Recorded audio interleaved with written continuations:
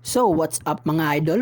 Kung bago ka lamang sa channel na ito, make sure to hit the subscribe button at huwag kalimutang i-click ang notification bell para lagi kang updated sa aking susunod na video.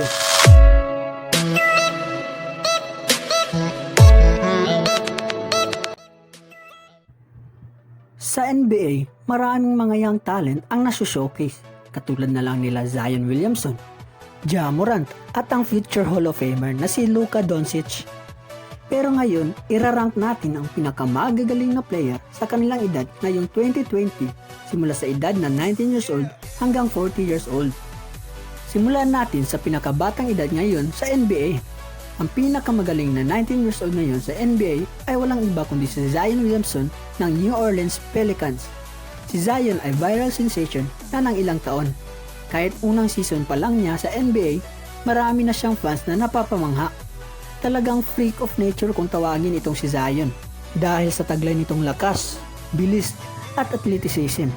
Kahit di man ganun kadami ang nilaro niya sa season na ito, pinakita niya naman na deserving siya bilang number 1 overall pick at maging NBA player. Nag-average ito ng 24 points per game, 7 rebounds per game at may 59% field goal percentage. Ang sumunod sa listahan ay ang pinakamagaling sa edad na 20 years old ay si Ja Morant ng Memphis Grizzlies na mas magaling pa kay RJ Barrett at Jaren Jackson Jr. sa parehong edad. Si Ja Morant ay isa ding rookie katulad ni Zion Williamson kung saan magkasunod lang itong na-draft. Sa pinapakita niya sa season na ito, si Ja Morant ay may tsansa na makatanggap ng Rookie of the Year award. Si Ja Morant ay hindi lang mabilis kundi malaki rin ang kanyang production sa loob ng court. Nakagawa rin ito ng big plays at may passing skills din ito dahil sa laki ng IQ nito. Bilang isang point guard, nag-average ito ng 17.5 points per game at 7 assists per game. Sa kanyang unang taon, talaga namang floor general itong si Morant kung tawagin dahil sa lawak ng paningin nito. At dahil sa kanya, nasa 8th seed ng Western Conference ang Memphis ngayong taon na ito. Sigurado akong isa siya sa magiging best player ng NBA. Ang kasunod sa listahan ay ang 21 years old na pinakamagaling ay si Luka Doncic ng Dallas Mavericks. Kaedad niya sina Trae Young at DeAndre Ayton mga idol. Hindi naman sa hindi sila magaling pero mas magaling lang talaga itong si Luka pagdating sa pagiging all-around player. Hindi lang siya isang young player na magaling kundi isa na siya sa pinakamagagaling. Nag-average ito ng 29 points, 9 rebound at 9 assists per game mga idol. Isa din siya sa inaasahan ng Mavericks sa kanilang franchise. Ang kasunod ay ang 22 years old na si Jason Tatum ng Boston Celtics. Kasing edad sila ni Brandon Ingram at De'Aaron Fox. Si Jason Tatum ay isa sa mga nag-step up hanggang Eastern Conference Finals noong 2018 pagkatapos magtamo ng injury ang dalawang star ng Celtics na si Kyrie Irving at Gordon Hayward mga idol. Pagkatapos ng kanyang dalawang season sa NBA, pinatunayan ni Jason Tatum na isa siyang scoring machine. Umi-score ito ng 24 point per game ngayong taon. Bago pa man mag-declare ang NBA ng suspension, makikita talagang nag-improve itong si Jason Tatum mga idol. Ang kasunod ay ang pinakamagaling na 23 years old sa NBA ay si Ben Simmons ng Philadelphia 76ers. Magkasing edad sila ni Devin Booker at Donovan Mitchell na parehong magagaling. Si Ben Simmons ay isa sa mga all-around player ngayon sa NBA mga idol. Kahit hindi ito tumitira ng tres, malaki naman ang impact ni Ben Simmons pagdating sa loob ng court. Sinisigurado din ito na nai-involve ang kanyang kakampi sa opensa. Isa siya sa pinakamagaling na playmaker at maasahan sa depensa. Maaasahan din itong finisher sa transition dahil sa tagla nitong lakas at bilis. Ang kasunod sa ating list ay ang 24 years old na si Karl Anthony Towns o mas kilala bilang KAT ng Minnesota Timberwolves. Magkasing edad sila ni Kristaps Porzingis at D'Angelo Russell. Alam kong hindi kayo sang-ayon sa akin mga idol. Pero si Towns ay spot-up shooter sa perimeter at nadodominate din niya ang kanyang kalaban sa post. Hindi man siya ang best scoring big man ngayon sa liga, bagamat isa siya sa best solid rebounder ngayon sa NBA. Lagi man siyang nakri-criticize sa kanyang depensa, pero sa opensa ay maasahan itong si Towns mga idol. Ang kasunod sa listahan sa edad na 25 ay ang one of the league's MVP at may pag-asang mananalo ulit sa award na ito ay si Giannis Antetokounmpo ng Milwaukee Bucks. Magkasing edad sila ni Nikola Jokic at Zach LaVine mga idol. Si Giannis ay isang example ng inexperienced prospect hanggang sa naabot niya ang kanyang full potential. Si Giannis ay hindi agad napansin sa kanyang early career pero ngayon isa na siya sa mga inaabangan ng fans at media mga idol. Si Giannis ay talagang maaasahan mo sa opensa at depensa. Nag-average ito ng mahigit 30 points, 14 rebounds at 6 assists per game. Talagang mapapamangha ka talaga mga idol. Ang kasunod ay ang best player sa edad na 26 ay si Joel Embiid ng Philadelphia 76ers. Kaedad nito ay si Pascal Siakam at Andre Drummond. Napakatatag ng taong ito at nadodominate ito ang kanyang mga kalaban.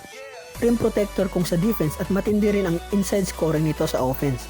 Kaya nitong tumira ng tres at talagang napakatindi ng footwork nito mga idol.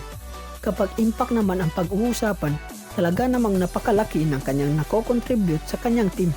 Nag-average ito ng 24 points, mahigit 12 rebounds at 3 assists per game. Sa edad na 27 naman, ang best player sa edad na to ay si Anthony Davis ng Los Angeles Lakers. Kaedad niya si Bradley Beal at Tobias Harris. Si Anthony Davis ay talagang maikukumpara mo sa mga all-time great na player. Si Davis din ay ngayon Defensive Player of the Year candidate. Nag-average ito ng mahigit 27 points, 9 rebounds at 2.4 blocks per game. Talaga namang napakalaga nito sa number 1 team ng Western Conference mga idol. Ang kasunod ay age 28 at ang best player ay si Kyrie Irving ng Brooklyn Nets. Kaedad niya si Rudy Gobert at si Victor Oladipo. Si Kyrie Irving ay isa sa mga best handler sa historic ng NBA. The way niya kinokontrol ang bola, ang mga moves na pinapakita nito ay talaga namang sensational mga idol. Isa siyang elite scorer at isa din siya sa mga nagpanalo sa 2016 NBA Finals nung pumasok ang kanyang game-winning shot na tres. Kahit na minalas ito dahil sa kanyang mga natamong injury, delikado pa rin siya lalo na kapag gumaling na ito mga idol. Ang kasunod ay ang 29-year-old best player at ang reigning finals MVP na si Kawhi Leonard ng Los Angeles Clippers. Kaedad niya ay sina Damian Lillard at John Wall. Talaga namang napagkagaling nito pag inyong napanood mga idol. Isa itong defensive specialist at nanalo rin siya ng Defensive Player of the Year award. Isa itong two-way superstar dahil talagang napakahirap nitong pigilan kapag nakapenetrate na. Nag-average ito ng mahigit 27 points, 7 rebounds at 5 assists per game. At dahil sa kanyang playoff history, pinag-uusapan na si Leonard na isa sa best player ng NBA ngayon. Ang kasunod ay ang best 30 years old na si James Harden ng Houston Rockets.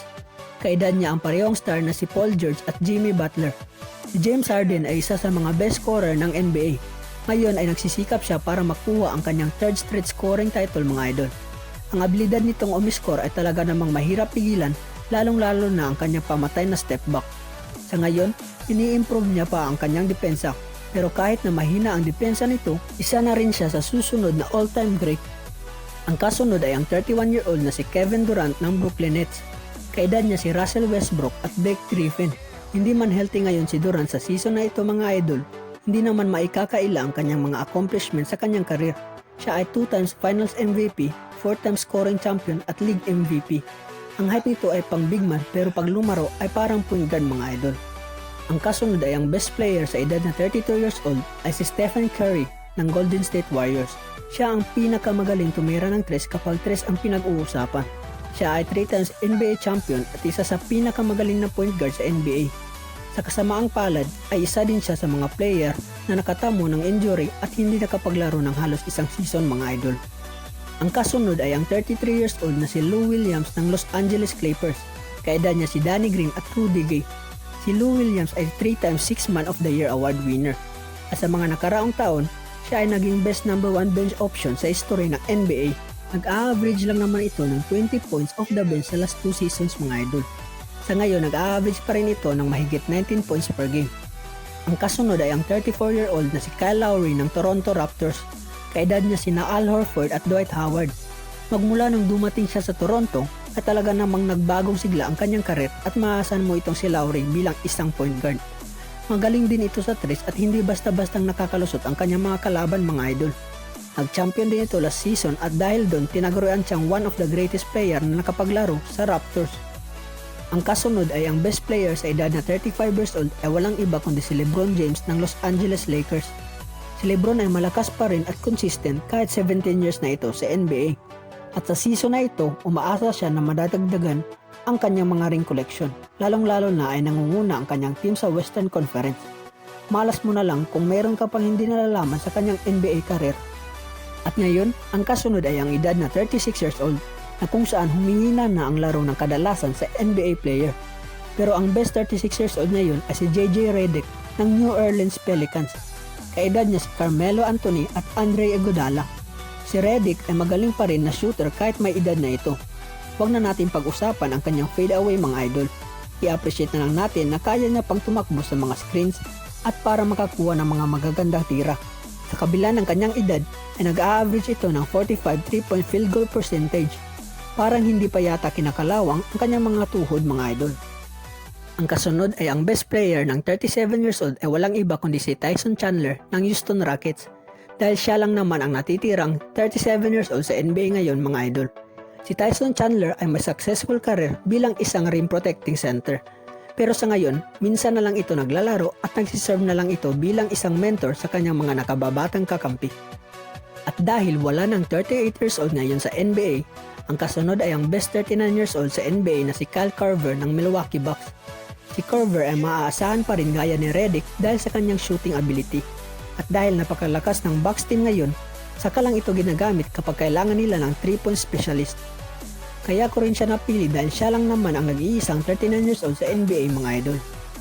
Last but not the least, ang pinakamatandang player ngayon sa NBA ay ang 40 years old na si Udonis Haslem ng Miami Heat. Si Haslem ay active player pa rin ngayon pero minsan lang ito nagpapakita sa locker room ng Miami Heat.